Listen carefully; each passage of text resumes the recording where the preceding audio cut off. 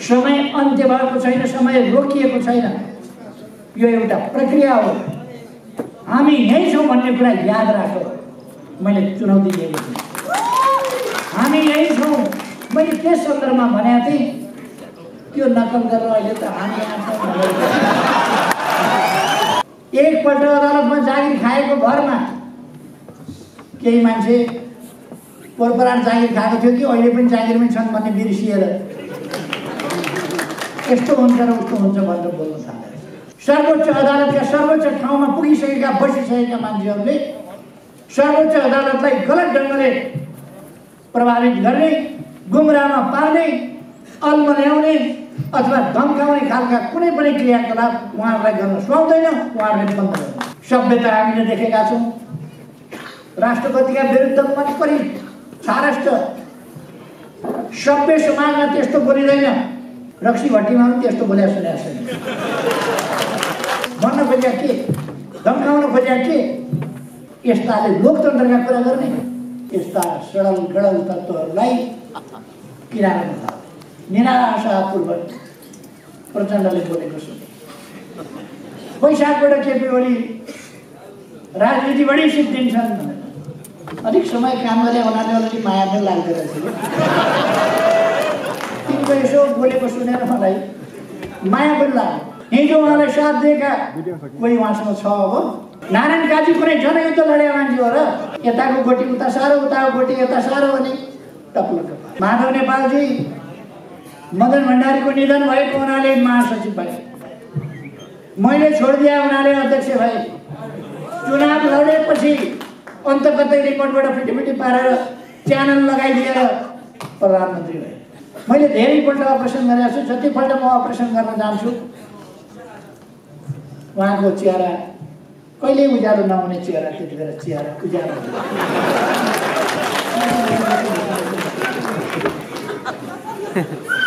तन्दुरुस्त भएर फर्कियो भनेपछि फेरि झ्याप्प बत्ती मरिहालेदेखि अध्यक्ष हुन पाइन्थ्यो। उहाँ त्यस्तैबाट हुने हो क्या। दुई ठाउँबाट चुनाव हारेर पनि प्रधानमन्त्री, अर्को कोही मरिदिइहाल्यो भने महासचिव, अरूले छोडिदियो भने अध्यक्ष। अब प्रचण्ड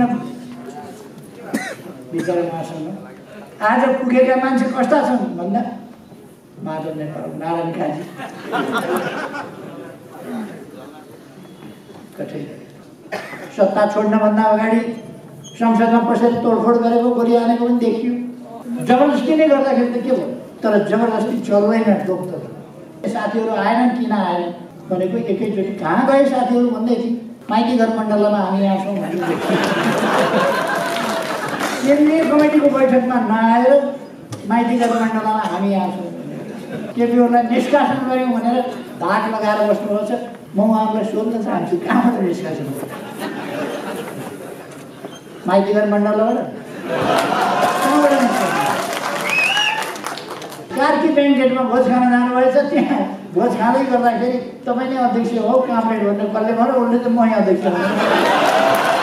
बैठकमा नआएर माइती घर मण्डलमा गएर थकाइ लागेपछि कार्की ब्याङ्केटमा उक्लिएर अनि त्यहाँ अध्यक्ष हुन्छ, पार्टी अध्यक्ष।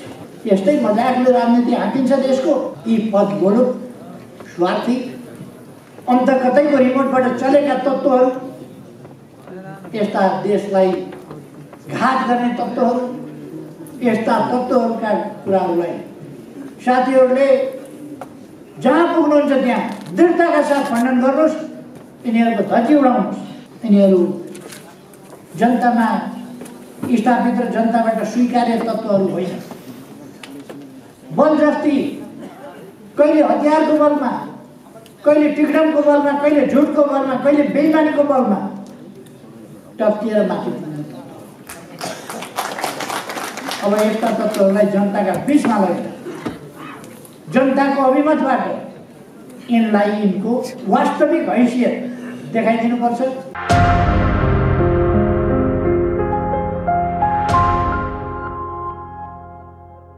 सम्पूर्ण युवा साथीहरूमा हार्दिक अभिवादन, सलाम।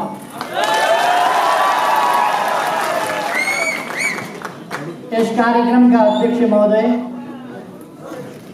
मंच महाशय, महानगरका पूर्व महामेयर केशव विस्थापितजी,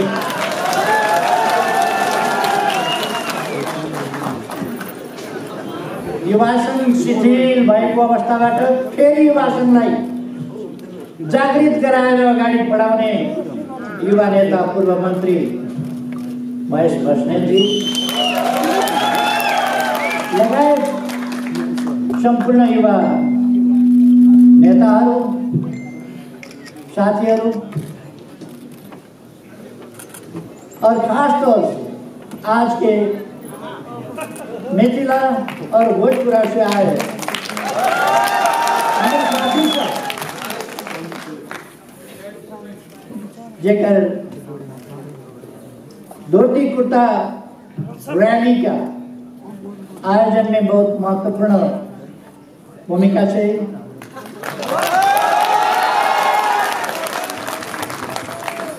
आज सबके हम धन्यवाद।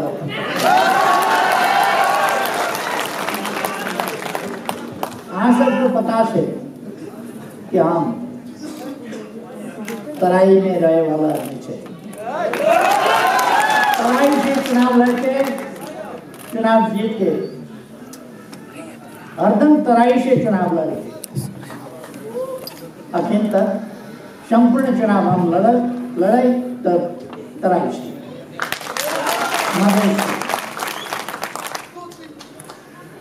आज सबके लिए तराई के मधेश के लिए, मधेश के जनता के लिए, मधेश के विकास के लिए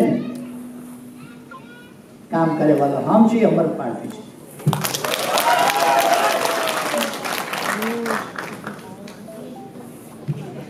भोजपुरी वाले साथी सबके हम कहता है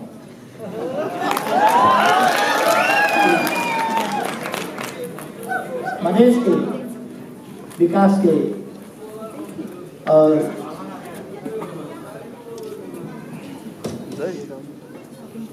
मधेशी जनता के विकास के हमें काम करे के बाद आप सबको बहुत सारा धन्यवाद। साथीहरू,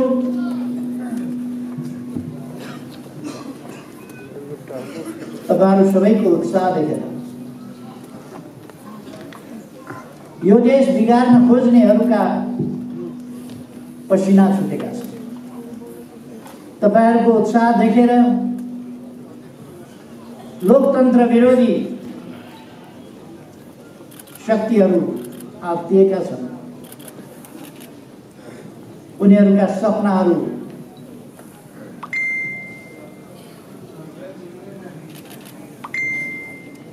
असफल भएका छन्, खेर गएका छन्। उनीहरू आज आत्तिएका छन् तपाईहरुको यो उत्साह देखेर। आज तपाईहरुको उत्साह देखेर देशभक्त शक्तिहरू, लोकतान्त्रिक शक्तिहरू, संघीय लोकतान्त्रिक गणतन्त्रका पक्षधर शक्तिहरू यस देशलाई लोकतन्त्रको बाटोमा दृढताका साथ अगाडि बढाउनु पर्छ, लोकतन्त्रबाट तलमाथि जान दिनु हुँदैन भन्ने शक्तिहरू आश्वस्त भएका छन्, विश्वस्त भएका छन् र उनीहरूमा अझ बढी हौसला फलाए। विभिन्न षड्यन्त्र गर्ने षड्यन्त्रकारी शक्तिहरू तिल मिलाएका छन्। म तपाईहरुलाई धन्यवाद भन्न चाहन्छु। तपाईहरुको यस उत्साहले देशलाई बिगार्न खोज्ने शक्तिहरू, राष्ट्रियतालाई कमजोर पार्न खोज्ने तत्त्वहरू अथवा लोकतन्त्रलाई कमजोर पार्न खोज्ने शक्तिहरू तिनीहरू तिल मिलाएका छन्, आत्तिएका छन्। त्यसै कारण जे पाए त्यही बोलेर हिँडिरहेका छन्। तपाईहरुलाई आश्चर्य लाग्छ होला नै, लाग्नै पर्छ। देशलाई लोकतान्त्रिक बाटोबाट हर्स ट्रेडिङ भन्छ नि, किन बेचको बाटोमा सम्झौता र भने फोहोरी खेलको बाटोमा लान खोज्ने, अस्थिरताको बाटोमा लान खोज्ने, संविधान कार्यान्वयन हुन नदिने, विकासको गति अगाडि बढ्न नदिने, लोकतान्त्रिक संस्थाहरूलाई निकम्मा बनाउने, लोकतान्त्रिक प्रणालीलाई सुचारू ढङ्गले चल्न नदिने त्यस्ता शक्तिहरूका प्रयास प्रदेश सभा विघटन र नयाँ निर्वाचनको घोषणाबाट त्यस्ता शक्तिहरूका सपनाहरू चकनाचुर भएका छन्। त्यसकारण उनीहरू आत्तिएका छन्। अहिले एउटा स्याल भुइँया तपाईँहरूले सुनिरहनु भएको होला, संसद विघटन गरेर देश सङ्कटमा पर्यो, संसदको निर्वाचन हुन लागेर देश सङ्कटमा पर्यो भने अनि हामीले संसदीय निर्वाचन नगर्ने हो र कहिले? संसदको निर्वाचन घोषणा हुँदा संसदको निर्वाचन हुन लाग्दा देश सङ्कटमा पर्छ, संसदको निर्वाचन हुन लाग्दा संविधान सङ्कटमा पर्छ। सङ्कट केही स्वार्थी तत्त्वहरूका स्वार्थमा पर्छ। देशलाई लोकतन्त्र आफ्नो अभ्यासको बाटोमा अगाडि बढ्छ, संविधान कार्यान्वयनको बाटोमा अगाडि बढ्छ। तर संविधान कार्यान्वयन हुन नदिने, संवैधानिक निकायहरूलाई अगाडि जान नदिने, तिनलाई क्रियाशील हुन नदिने यस्ता प्रयासहरू कति भए तपाईँहरूले देख्नु।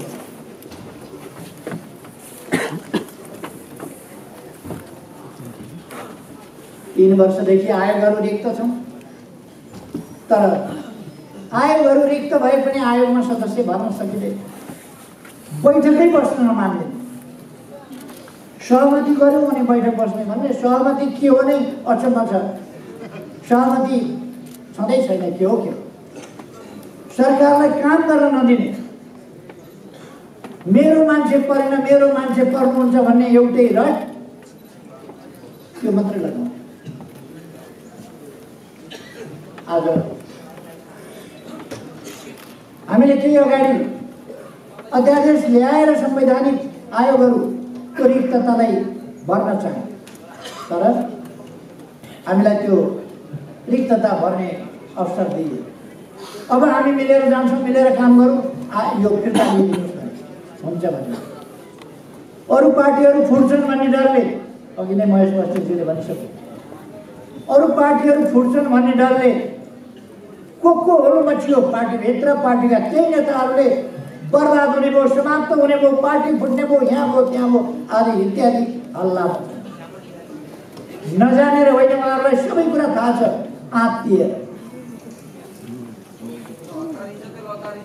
आत्तिएर उनीहरू त्यस बिन्दुमा पुगे। मैले फेरि एकपल्ट उनीहरूलाई विश्वास गरेर अध्यादेशहरू फिर्ता फेरि हुन दिएनन् काम। यसपल्ट अध्यादेश जारी गरेर संवैधानिक आयोगहरूमा केही पदहरू, रिक्त पदहरू पुरा गर्ने काम।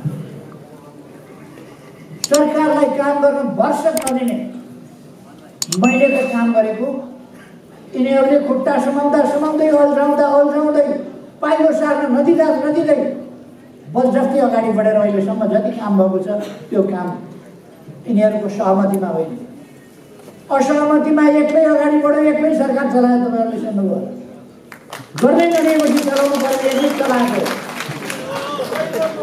के बेर अगाडि बढ्यो भने बढ्दै नदिने त अनि बढ्नु परेन,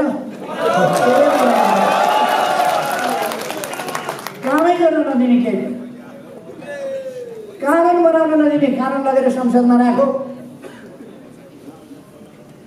पेसै हुँदैन। 3 वर्षदेखि कानुनहरू पेस नभएर बस्ने अत्यन्त विचित्र परिस्थिति, कामै गर्न नदिने। संसदीय समितिहरूलाई मैले नै छानिकन समितिका सभापति बनाइदिएँ। समितिका सभापति भएपछि श्री देन जङ्गबहादुर भए कि के भयो भनेर ठानेर कहाँ अन्यत्रका आदेश तानेर अनि देशको जुन गतिका साथ देश अगाडि बढ्थ्यो र बढ्नु पर्थ्यो त्यो अगाडि बढ्न नदिने काम भएपछि देशको अरू 1.5-2 वर्ष खेर जान दिनु हुँदैन। त्यसकारण चुनावमा जानुपर्छ, चुनावमा गएर नयाँ जनादेशका साथ अगाडि बढ्नुपर्छ, देशलाई अगाडि बढाउनुपर्छ। देशको गति, देशको समय कीमती छ, समय बर्बाद हुनु। त्यो सक्छु भनेर चुनाव घोषणा गरेपछि अब आत्ती एकजना नेताले भने अब वैशाखपछि केपी ओली राजनीतिमा पनि रहँदैन, समाप्त हुन्छ भनेर यिनका भविष्यवाणी कति ठाउँ खेर गए।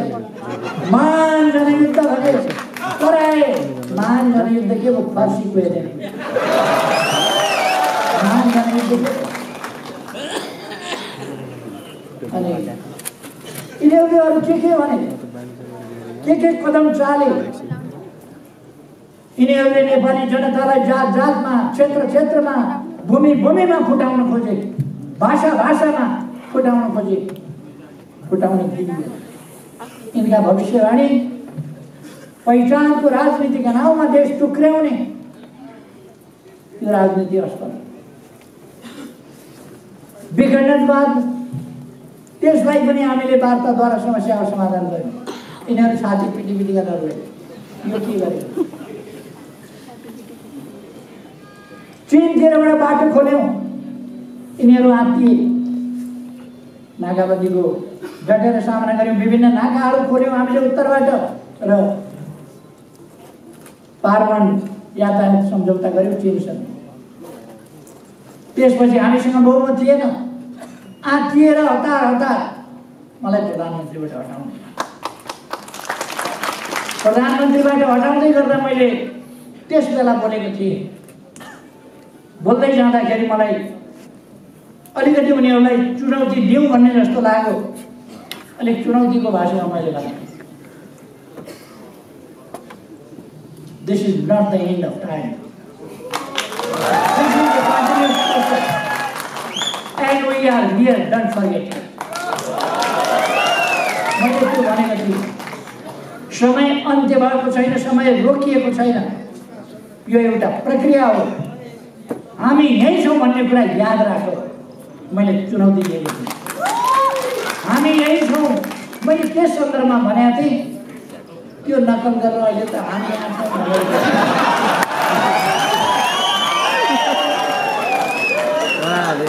अब म उनीहरूलाई भन्न चाहन्छु, यहीँ बस्दै गर अहिले, बस्दै गर,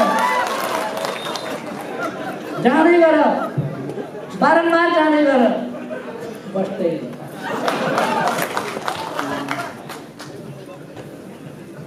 हामी यहाँ छौँ भन्ने कुरा कुन सन्दर्भमा मैले भनेको थिएँ, कुन सन्दर्भमा नकल गरेँ। अब अहिले प्रधानमन्त्रीले चालेको कदम संसद विघटन असंवैधानिक भयो, हल्ला चलाइरहेको छ।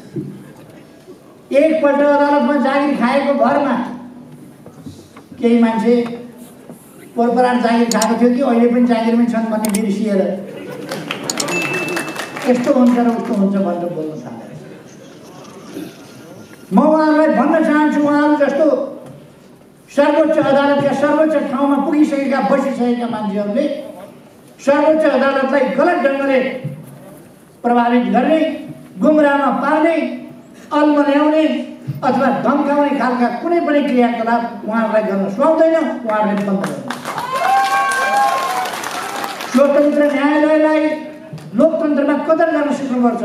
स्वतन्त्र न्यायालयलाई कदर गर्न नजान्ने अनि लोकतन्त्र, न्यायालय, न्याय, संविधानका कुरा गर्ने, सडकबाट तपाईँ फैसला दिनुहुन्छ कि संवैधानिक परिषदबाट, संवैधानिक इजलासबाट? संविधानमा संवैधानिक इजलास छ। अहिले अति जान्ने सुन्ने अजासु भन्छ त्यस्ता, अति जान्ने सुन्नेहरू केही निस्किएर संवैधानिक इजलासले हुँदैन भनेर। कुन संविधानले भने तपाईँलाई संवैधानिक इजलासले हुँदैन भनेर? वास्तवमा उहाँहरूले जे भने त्यही हुनुपर्ने, जुन इजलास भने त्यही हुनुपर्ने, जे फैसला उहाँहरूले भन्नुहुन्छ त्यही फैसला गर्नुपर्ने हो भने अदालत किन चाहियो? अदालतै चाहिएन। उहाँहरूले भने अनुसारै हुनुपर्छ भने अदालतै चाहियो। म भन्न चाहन्छु, सम्मानित, स्वतन्त्र, सम्मानित न्यायपालिकाको कदर गर्न सिकौँ, कदर गरेर जाउँ।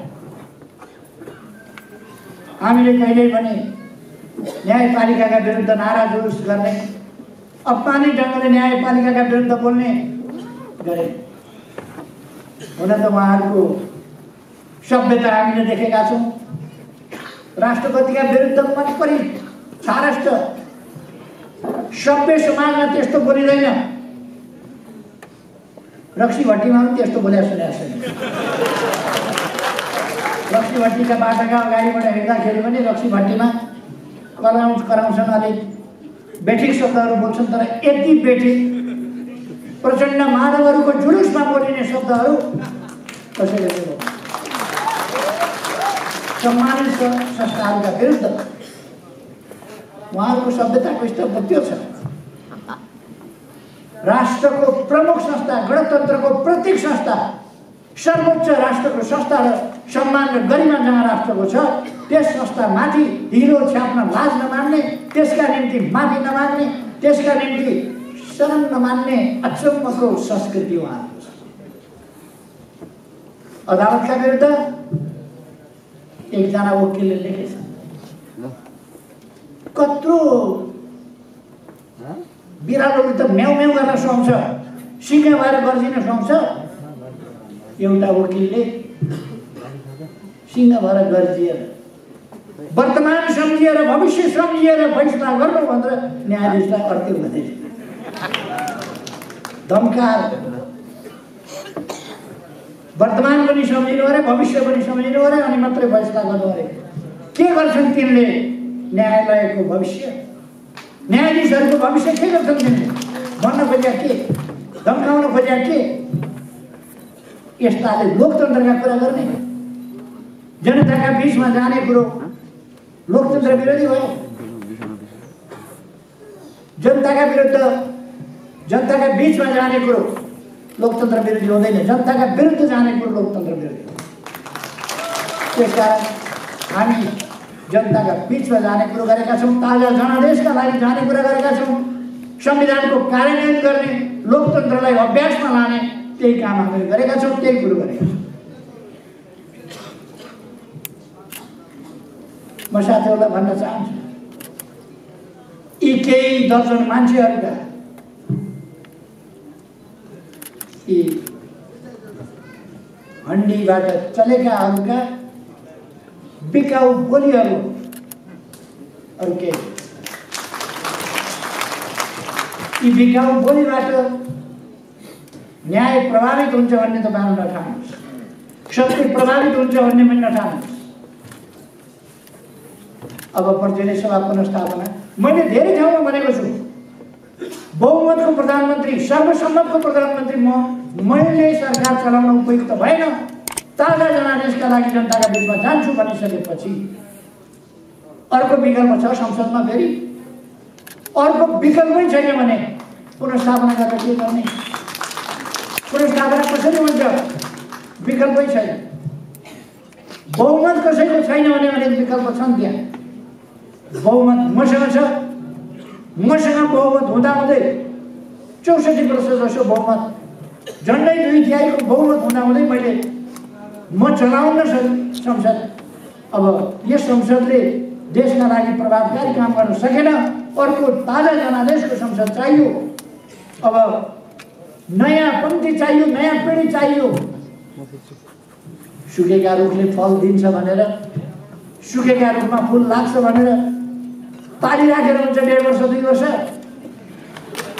यी सुकेका हाँगाहरू, सुकेका रुखमा त्यसका अर्को बिरुवा ताजा तसर्थ कुहेका फललाई त्यही रुखमै टाँस्न खोजेर हुन्छ, डालामा हाँगामा टाँस्न खोजेर हुन्छ, त्यो झर्छ। चुनाव हुन्छ, चुनाव वैशाख 17 गते, 78 साल वैशाख 17 गते र 78 साल वैशाख 27 गते हुन्छ। रक्षा गर्नका लागि यो लोकतन्त्रलाई अगाडि बढाउँछ। त्यसकारण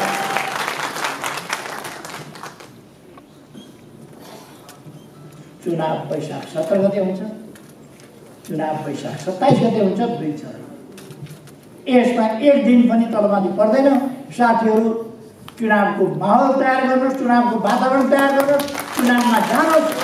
हामीले यसपल्ट आँधीबेहरी सिर्जना गर्नुपर्दछ, चुनावी वातावरणको जनलहर सिर्जना गर्नुपर्दछ। यस आँधीबेहरी, यस लहरले यस्ता सडल गडल तत्त्वहरूलाई किनारमा लगाओस्। मैले अस्ति अँध्यारो अनुहार लगाएर निराशापूर्वक प्रचण्डले बोलेको सुने। वैशाखबाट केपी ओली राजनीतिबाटै सिद्धिन्छन् भनेर। अलिक समय काम गरे हुनाले अलिकति माया पनि लाग्दो रहेछ। तिनको यसो बोलेको सुनेर मलाई माया पनि लाग्यो। न हिजो उनलाई जनयुद्ध भनेर सञ्चालन गर्दा साथ दिने हिजोका कार्यकर्ता, हिजो जनयुद्ध लडेका कार्यकर्ता, हिजो उहाँलाई साथ दिएका कोही उहाँसँग छ। अब सिद्धि नारायण काजी कुनै जनयुद्ध लडेका मान्छे हो र? यताको गोटी उता सारो, उताको गोटी यता सारो भने टप्लो टप्लो। आज पोषण त उहाँसँग। माधव नेपालजी मदन भण्डारीको निधन भएको हुनाले महासचिव भए, मैले छोडिदिए हुनाले अध्यक्ष भए। चुनाव लडेपछि अन्त कतै रिपोर्टबाट फिटिफिटी पारेर च्यानल लगाइदिएर प्रधानमन्त्री भए। कहिले चुनाव लडेका बेलादेखि हाम्रो तपाईँहरूले 9 महाधिवेशन म त साथै स्टेजमा थिएँ। उहाँ भन्दै हिँड्नुभएको थियो, यही ठाउँबाट पनि भन्नुभयो 2-4 दिनमा मर्नेलाई के भोट हाल्छु। मान्छे मर्न पनि सक्छ, जति बेर पनि मान्छे मर्न सक्छ, तर कस्तो चिताउन सक्या होला, कस्तो बोल्न सक्या होला। मैले धेरैपल्ट अपरेसन गरेको छु। जतिपल्ट म अपरेसन गर्न जान्छु उहाँको चेहरा कहिल्यै उज्यालो नहुने चेहरा, त्यति बेला चेहरा उज्यालो हुन्छ।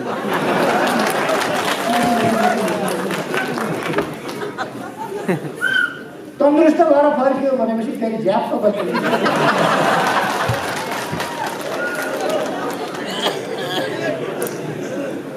म त्यतापट्टि गइरहन चाहन्छु। मरिहालेदेखि अध्यक्ष हुन पाइन्थ्यो, उहाँ त्यस्तैबाट हुने हो क्या। 2 ठाउँबाट चुनाव हारेर पनि प्रधानमन्त्री, अर्को कोही मरिदिइहाल्यो भने महासचिव, अरूले छोडिदियो भने अध्यक्ष, अरूले बनाइदिएर अरूले मौका छोपेर बल छोपेर त्यस्तामा हुने बानी परेका मान्छे चुनाव सिद्धिने बित्तिकै थाल्नुभयो। मैले चुनाव जितेँ, उहाँले हार्नुभयो, मलाई अध्यक्ष देऊ, मलाई अध्यक्ष देऊ, मलाई ए महाधिवेशनसम्म पर्खौँ त भन्नु होइन। मलाई अहिले हात पर्खन महाधिवेशनसम्म रद्दामा दिनै तिमीलाई त्यति हेर पार्टी एकताबद्ध राख्नु अहिले भएन। उधारोमा फस्ट्याउ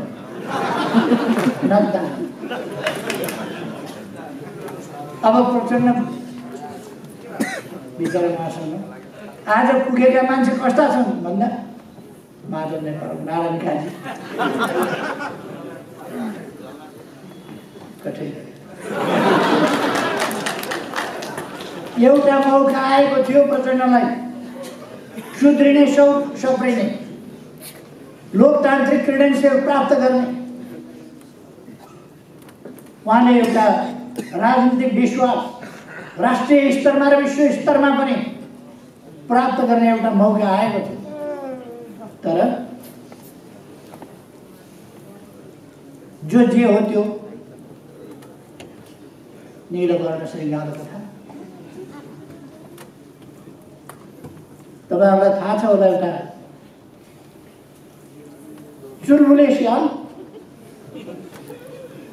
रङ कपडा रङाउनका लागि रङ घोलिरहेको एउटा ठुलो बाटोमा परेछ। निलो रङ भएका ठाउँमा परेछ, निलो भयो, चोटिएर अनि हतार हतार निस्किएर भाग्यो। निलो रङको देखेपछि अरू जीवजन्तुहरूले भने निलो रङको त यस्तो हुँदैन थियो कुनै जीवजन्तु, चरा त हुन्थ्यो, जीवजन्तु हुँदैन थियो, के हो भनेपछि म जङ्गलको राजा हुँ, यहाँ हुँ यहाँ हुँ भने भाग धप्छ हुँदैन। बाघको बथानमा पुगेछ, त्यहाँ पनि म जङ्गलको राजा हुँ भनेर फाइफाइ गरेछ। एक ठाउँ स्याल कराएछ, अन्त कतै स्याल कराएको सुनेपछि, एउटा स्याल कराएको सुनेपछि अर्को स्यालले नकराइकन हुँदैन, त्यसले कराउनै पर्छ, ठाडो घाँटी लाउनै पर्छ, कराउनै पर्छ, हु गर्नै पर्छ।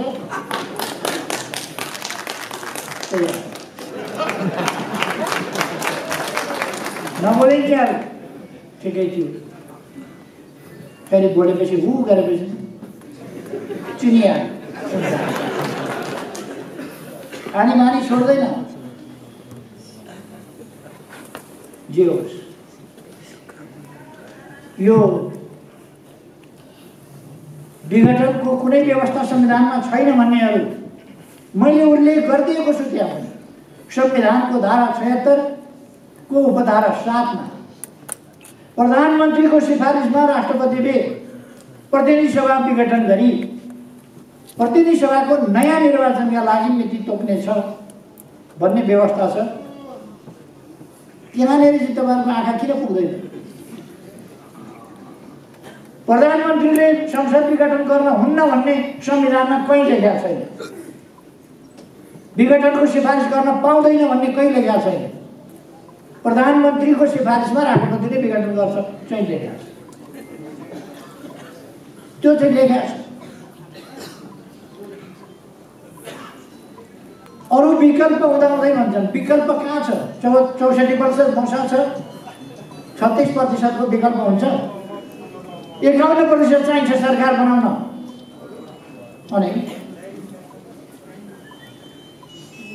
कमसे कम 138 जना भएपछि मात्रै सरकार बन्छ। 174 जना मसँग छ, 275 मा 174 जना मसँग भएपछि 138 फेरि कहाँबाट बाँकी रहन्छ? बाँकी नै रहँदैन भने विकल्प कहाँ छ? विकल्प छैन। जबरजस्ती नै गर्ने हो भने त के भयो? अब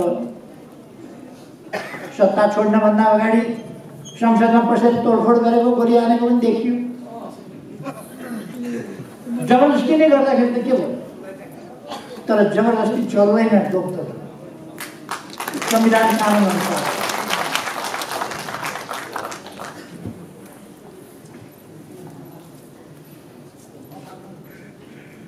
एउटा फेरि म दोहोऱ्याएर भन्न चाहन्छु एउटा कुरा, यो निर्वाचन आयोगलाई म त सुनेर छक्क परेँ। केन्द्रीय कमिटीको बैठक बोलाइयो, केही मान्छेहरू आएनन्। किन आएनन्? सोधीखोजी गर्नु पर्ला। कहिले कहिले कोही कोही आउन भ्याउँदैन, कोही कोही आउन सक्दैन। आज यहाँ पनि आउँछु भनेका कोही साथीहरू आउन नसक्नु भएको होला, त्यता पनि कतिपय आउँछु भनेका साथीहरू अरू काम विशेषले आउन नसक्नु भएको होला। त्यस्तो हुनसक्छ। मैले पनि त्यस्तै सोचेँ, साथीहरू आएनन्, किन आएनन् भनेको एकैचोटि कहाँ गए साथीहरू भन्दै थिए। माइती घर मण्डलमा हामी यहाँ छौँ भन्दै केन्द्रीय कमिटीको बैठकमा नआएर माइती घर मण्डलमा हामी यहाँ छौँ। त्यसपछि उनीहरूले सूर्य चिन्ह, पार्टीको नाम, झन्डा, लोगो छ, कसैलाई नदिनु होला, हामीलाई दिनु होला, हामी मात्रै आधिकारिक हौँ, अरू होइन, हामीलाई दिनु होला भनेर पत्र पठाउनु भएछ। कुन हैसियतमा उहाँहरूले पत्र पठाउनु भयो?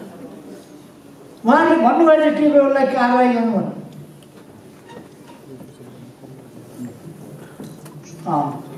कहिले कहिले मच्छरले हात्ती खान्छ, भैँसी पनि खान्छ मच्छरले।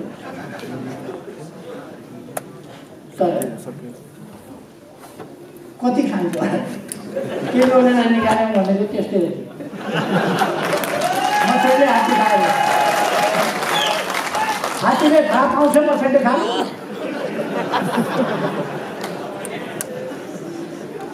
मच्छरले छाला पनि छेड्न पाउँदैन, बिचरा खायो। अनि उहाँहरू केपीओलाई निष्कासन गऱ्यौँ भनेर धाक लगाएर बस्नुभएको छ। म उहाँलाई सोध्न चाहन्छु कहाँबाट निस्काछु माइतीघर मण्डलबाट कहाँबाट निस्काछु चिन्ह हाम्रो हो भनेर चिन्ह पाऊ भनेर भन्न जान निर्वाचन आयोगमा जान प्रचण्डलाई लाज हुनु पर्दैन 74 साल आश्विन 14 गते टीकाको दिन प्रचण्डले र मैले अब दुई पार्टी सूर्य चिन्हमा लड्ने भनेर सम्झौता गरेका थियौँ 16 गते बेलुका उहाँले त्यो सम्झौता तोड्नुभयो नलड्ने भनेर लड्न सक्दैन भनेर सम्झौता अझै जीवित छ अहिले सूर्य चिन्ह मेरै हो भनेर जान लाज हुँदैन प्रचण्ड सूर्य चिन्हमा लडेका छन् कहिले चुनाव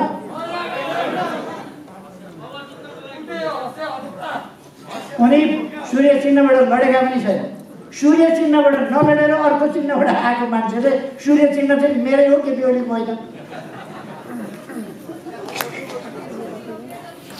अनि यो एउटा कमेडियन के भन्ने सो देखाउँछ नि टेलिभिजन त्यो कमेडियन के जातिमा पठाइदिनु पर्ने उनीहरू त्यो कमेडियन सो उहाँहरूले योभन्दा मजाक के हुन्छ सहमति गरेर सूर्य चिन्ह ल्याऊ भन्दाखेरि दिन्न भनेर सहमति उल्लङ्घन गरेर हँसिया हथौडा पन्नाभित्रको हँसिया हथौडा के लिएर चुनाव लडेको अहिले सूर्य चिन्ह मेरै हो भनेर मैले दोस्रो अध्यक्ष दिएको थिएँ अब त अध्यक्ष नै मै हो भनेर कुन महाधिवेशनबाट माधव नेपाल अध्यक्ष छानिए कतै गरी विचार कार्की ब्याङ्केटमा भोज खान जानुभएछ त्यहाँ भोज खाँदै गर्दाखेरि तपाईँ नै अध्यक्ष हो कामरेड भनेर कसले भन्यो उसले त मै अध्यक्ष हो पार्टी अध्यक्ष हुनलाई एउटा प्रक्रिया हुन्छ महाधिवेशनबाट अध्यक्ष छानिन्छ अथवा दुई पार्टी मिल्दा हामीले दुई पार्टी मिलाउनका लागि दुईटा अध्यक्ष बनायो पहिले बैठकमा नआएर माइतीघर मण्डलामा गएर थकाइ लागेपछि कार्की ब्याङ्केटमा उक्लिएर अनि त्यहाँ अध्यक्ष हुन्छ पार्टी अध्यक्ष यस्तै मजाकले राजनीति हाँकिन्छ देशको त्यसकारण म साथीहरूलाई भन्न चाहन्छु यी पद बोलो स्वार्थी अन्तकतैको रिमोटबाट चलेका तत्त्वहरू यस्ता देशलाई घात गर्ने तत्त्वहरू यस्ता तत्त्वहरूका कुराहरूलाई साथीहरूले जहाँ पुग्नुहुन्छ त्यहाँ दृढताका साथ खण्डन गर्नुहोस् यिनीहरूको धज्जी उडाउनुहोस् यिनीहरूका गलत तर्कहरू गलत अफवाहहरू तिनीहरूबाट जनतालाई मुक्त गराउनुहोस् त्यो जरुरी छ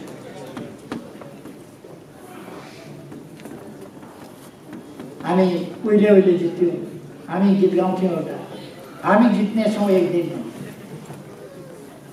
पोहोर मैले भने हामीले जितेका छौँ भनेर फेरि यिनीहरूले एउटा भ्रम र अन्यल खडा गरेका छन् हामीले फेरि गीत गाउनु पर्ने भएको छ यसपल्ट पनि हामी जित्छौँ भनेर जित्छौँ हामी यसपल्ट पनि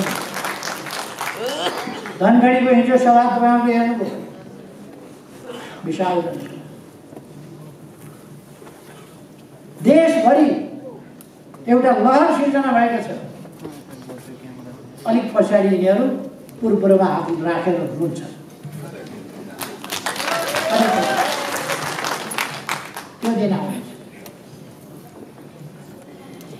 यिनीहरू जनतामा स्थापित र जनताबाट स्वीकार्य तत्त्वहरू होइन बलजफ्ती कहिले हतियारको बलमा कहिले टिकडमको बलमा कहिले झुटको बलमा कहिले बेइमानीको बलमा टप्टिएर माथि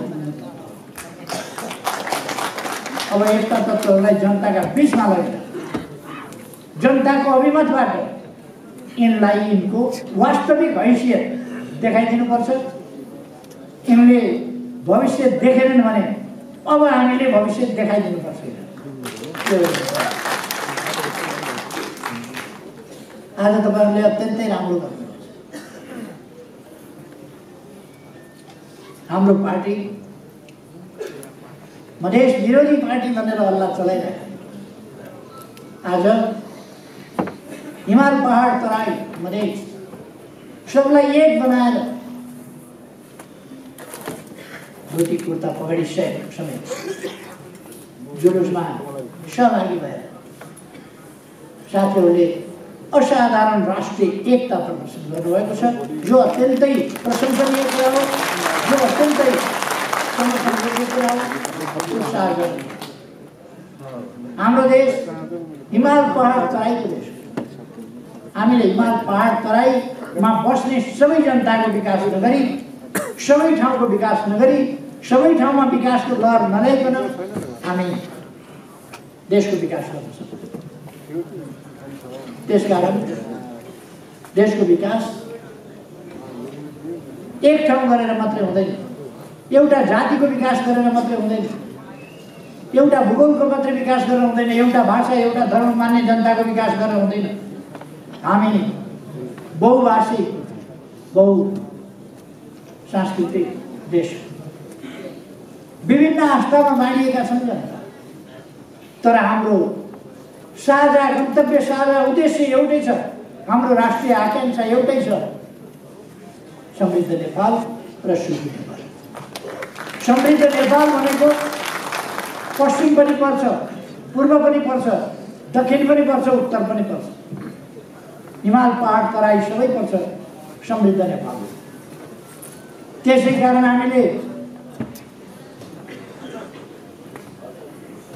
मैले किन अघिल्लोपल्ट प्रधानमन्त्री हुँदा कुरो मात्रै चलिरहेको होला कि राजमार्ग निर्माण गर्ने भनेर, होला कि राजमार्ग हामी आफै निर्माण गर्छौँ भनेर 10 अरबभन्दा बढी रकम सायद छुट्याए, 10 अरब रकम छुट्याएर होला कि राजमार्ग आफै बनाउँछ।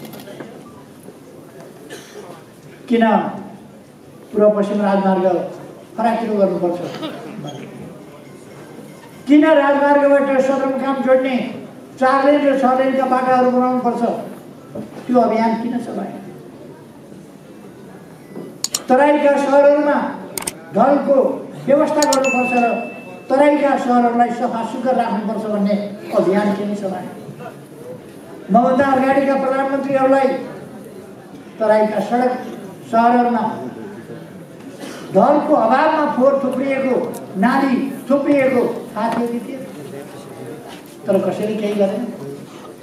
मेरै समयमा विराटनगर, जनकपुर लगायतका सहरहरूमा पहिले 400-500 किलोमिटरभन्दा बढीको ढलहरू निर्माण भइसक्यो। विराटनगर चक्रपथ, जनकपुर चक्रपथ, सहरीकरण, यी सबै अभियान हामीले अगाडि सदरमुकामहरूमा र नगरपालिकाहरूमा तिनको विकासका लागि विशेष ढङ्गले रकम छुट्यायो। पहिले सुनकोशी मरिन डाइभर्सन त्यो अब ठेक्का लाग्ने स्थितिमा पुगेको छ र छिटै नै हामी त्यसको ठेक्का लगाउने र निर्माण कार्य प्रारम्भ गर्नुपर्छ। तराईमा डुबान हुने बाटो बनाएर भनेर होस् अथवा बाँध बनाएर भनेर डुबान हुने स्थिति, त्यस डुबानलाई रोकेर हामीले अब खोल्ने प्रबन्ध गरेका छौँ। मैले मोदीजीसँग कुरा गरेँ र जोइन्ट टोली गयो, विभिन्न ठाउँहरूमा खोलेका छौँ। अब विभिन्न ठाउँहरूमा चाँदनी दोधारामा 1 हप्ता अगाडि मात्रै भारतसँग सहमति भएको छ। अब 6 महिनाभित्र डिपिआर तयार गरेर 6 महिनाभित्रै 6 महिनामा हेडवर्क सुरु गर्ने र त्यहाँबाट चाँदनी दोधाराको सिँचाइ, चाँदनी दोधारामा त्यस्तै गरेर आइसिपी निर्माण गर्ने, सुक्खा क्षेत्र, औद्योगिक क्षेत्रहरू विभिन्न तराईमा तोकिएका छन्। रोजगारीका अवसरहरू सिर्जना गर्ने नयाँ कार्यक्रमहरू ल्याइएको छ। कृषिको आधुनिकीकरणका कार्यक्रमहरू ल्याइएको छ। सबभन्दा बढी कृषि कहाँ हुन्छ? तराईमा। कृषिको आधुनिकीकरणको कार्यक्रम, सिँचाइका कार्यक्रम, सतह सिँचाइ र डिप बोरिङ जस्ता विभिन्न कार्यक्रमहरू यी सञ्चालन गरिएको छ। तराईलाई ध्यानमा राखेर चुरे संरक्षण, वातावरणलाई ध्यानमा राखेर चुरे संरक्षण अभियानको रूपमा चलाइएको छ। तराईमा मधेसमा मेडिकल कलेजहरू, क्याम्पसहरू, विश्वविद्यालयहरू, सभा हलहरू विभिन्न बनाएका छन्। निजगढ अन्तर्राष्ट्रिय विमानस्थल बन्दैछ, यता लुम्बिनीमा गौतम बुद्ध अन्तर्राष्ट्रिय विमानस्थल लगभग टुङ्गिने स्थितिमा पुगेको छ। पोखरामा अर्को विमानस्थल हामी बनाउँदैछौँ। धनगढी, जनकपुर लगायत भैरवा, चितवन, शिवरा अनेक विमानस्थलहरूलाई राति समेत उड्न मिल्ने गरी स्तरोन्नति गरिएको छ। ती कुराहरू साथीहरूलाई थाहा छ तराईका लागि के काम भएका छन्। त्यसकारण तराईमा केही पनि नगर्ने, हुन नदिने अनि तराईको मसिया भएर मधेसी जनताका कुरा सुनिएन, मधेसी जनताका माग सुनिएन भन्ने के माग हो उहाँहरूले कहिल्यै बोल्नु भएको छ उच्चारण? मधेस मधेस भनेर मात्रै मधेसमा धान फल्छ, सिँचाइ गर्नु पर्दैन। मधेस मधेस भनेर शिक्षा बढ्छ, केटाकेटी पढाउनु पर्दैन। मधेस मधेस भनेर मात्रै मान्छे निरोगी हुन्छ, त्यहाँ अस्पताल खोल्नु परेन। तपाईँहरूलाई थाहा छ एकै दिनमा 309वटा अस्पताल हामीले अस्ति शिलान्यास गऱ्यौँ। एकै दिनमा 309वटा अस्पताल, 396वटा अस्पताल निर्माण गर्ने हामीले योजना गरेका थियौँ, शिलान्यास गर्ने योजना गरेका थियौँ। तर त्यस दिन भ्याइएन, अरू दिन 309वटा अस्पताल त एकै दिन शिलान्यास गरे देशमा। तसर्थ म साथीहरूलाई भन्न चाहन्छु, तराईमा सन्देश लिएर जानुहोस्। तराईको विकासका लागि अहिलेको सरकार अत्यन्तै दत्तचित्त छ। अहिलेको सरकार तराईको विकासका लागि, तराईको जनताको विकासका लागि, तराईको जनताको खुशहालीका लागि काम गर्छ। 12 वर्षमा चक्रवातले गर्दाखेरि 869 घरहरू, फुसका घरहरू भत्किएका थिए आम रूपमा। तर केही महिनाभित्र हामीले 869 घरहरू निर्माण गरेर जनतालाई हस्तान्तरण गरेर बसोबास गराएको यो साथीहरूलाई थाहा छैन। त्यसकारण यो तराईका जनतालाई हेरेन भन्ने कुरा होइन। नदी नियन्त्रणका सम्बन्धमा, अरू कामहरूको सम्बन्धमा, तराईको सम्बन्धमा विशेष योजनाका साथ सरकार अगाडि बढ्यो। अहिले धेरै थुप्रै औद्योगिक क्षेत्रहरू, झापादेखि लिएर उहाँ दैहीसम्मका